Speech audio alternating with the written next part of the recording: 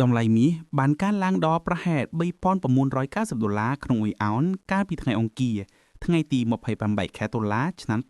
2025តម្លៃមាសបានកើនឡើងដល់ប្រហែល$3,990ក្នុងមួយអោនកាលពីថ្ងៃអង្គារប៉ុន្តែនៅតែជិតដល់កម្រិតទាបជាង2សប្តាហ៍នៅក្នុងវគ្គមុនដោយសារការលើកទឹកចិត្តដល់ការអភិវឌ្ឍនៅក្នុងកិច្ចចរចាពាណិជ្ជកម្មរវាងសហរដ្ឋអាមេរិកនិងចិនបានរារាំងតម្រូវការសុវត្ថិភាពមន្ត្រីនៃប្រទេសទាំងពីរបានប្រកាសថាពួកគេបានឈានដល់កិច្ចព្រមព្រៀងក្របខ័ណ្ឌស្តីពីពន្ធគយនិងបញ្ហាសំខាន់ៗផ្សេងទៀតក្នុងអំឡុងពេលកិច្ចពិភាក្សាកាលពីចុងសប្តាហ៍នៅប្រទេសម៉ាឡេស៊ី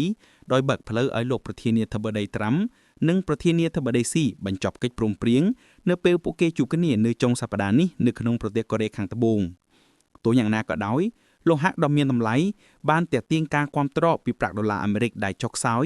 និងការរំពឹងទុកនៃការកាត់បន្ថយអត្រាការប្រាក់បម្រុងរបស់សហព័ន្ធ